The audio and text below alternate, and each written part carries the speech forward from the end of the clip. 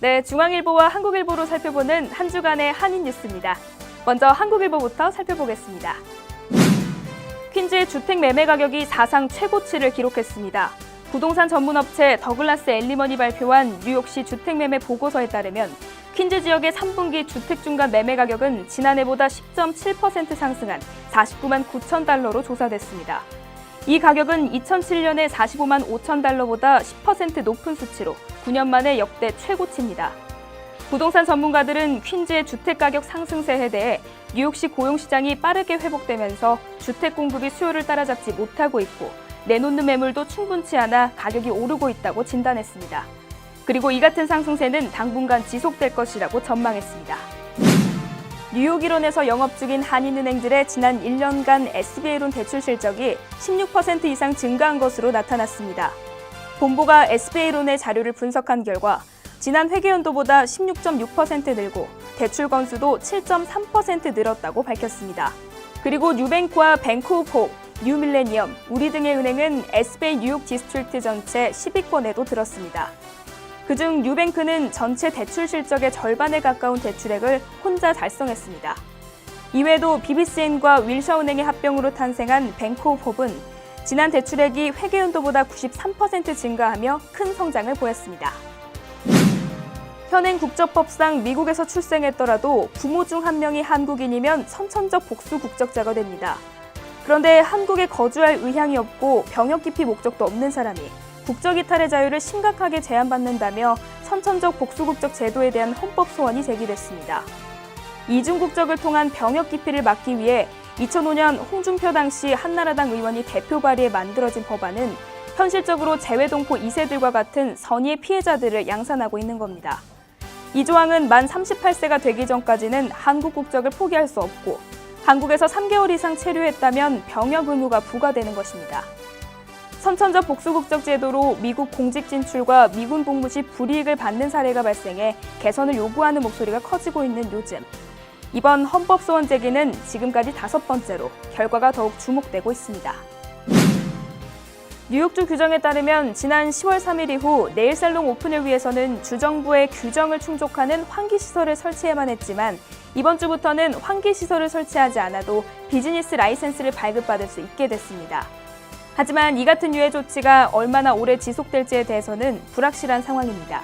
뉴욕 한인네일협회 이상호 회장은 지난달 주정부와의 협의에서 합의 부분이 이행된 것으로 본다면서 얼마 동안 이 기간이 주어질지 모르지만 일단 한시적이기 때문에 회원들은 서두르기를 바란다고 말했습니다.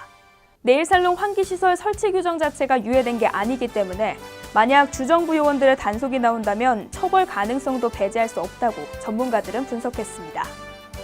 다음은 중앙일보로 넘어가 보겠습니다. 뉴저지주 휘발유 값이 다음 달부터 오릅니다. 크리스 크리스티 주지사는 14일 휘발유세를 현행 갤런당 14.5센트에서 37.5센트로 인상하는 법안에 서명했습니다. 이 인상안은 11월 1일부터 적용됩니다. 이에 따라 레귤러 기준 $2 2센트였던 뉴저지 휘발유 값은 $2 25센트로 오르게 됩니다.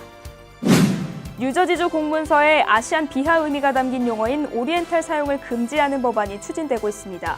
오리엔탈은 지역적으로는 런던의 동쪽이라는 뜻이지만 그 안에는 코가 납작하고 눈이 작으며 머리가 까만 동양인을 신뢰하지 못한다는 의미가 담겨 인종차별을 상징하는 대표적인 용어입니다. 이 오리엔탈 용어가 주정부 공문서에 부적절하게 쓰이고 있어 지난 2월 최초로 문제가 제기됐습니다. 이 문제를 알게 된 팀 유스테스 주 하원 의원은 모든 정부 공문서에 인종을 지칭할 때 오리엔탈과 니그로라는 단어의 사용을 금지하고 아시안 아메리칸과 아프리칸 아메리칸으로 사용하도록 의무화하는 법안 마련에 착수했습니다. 13일에 열린 인권서비스위원회 심의에서 법안이 만장일치로 통과돼 이제 하원 본회의 표결과 주 상원회의 통과만을 앞두고 있습니다.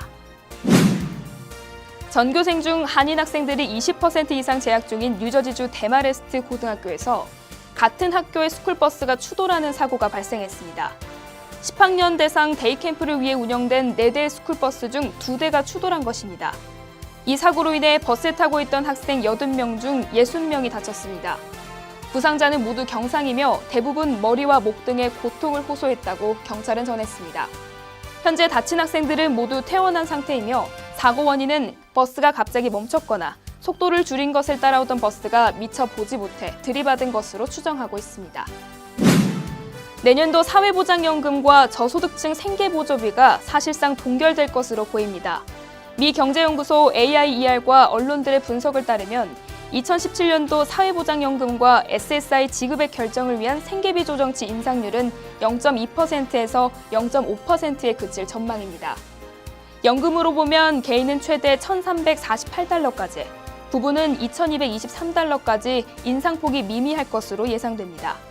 SSI 역시 개인은 최대 737달러, 부부는 최대 1,106달러로 거의 변동이 없을 것으로 예상됩니다. 이 밖에도 장애인 연금은 최대 1,172달러로 조정될 것이라고 언론들은 전망하고 있습니다. 지금까지 신문으로 살펴본 한 주간의 한인 소식이었습니다.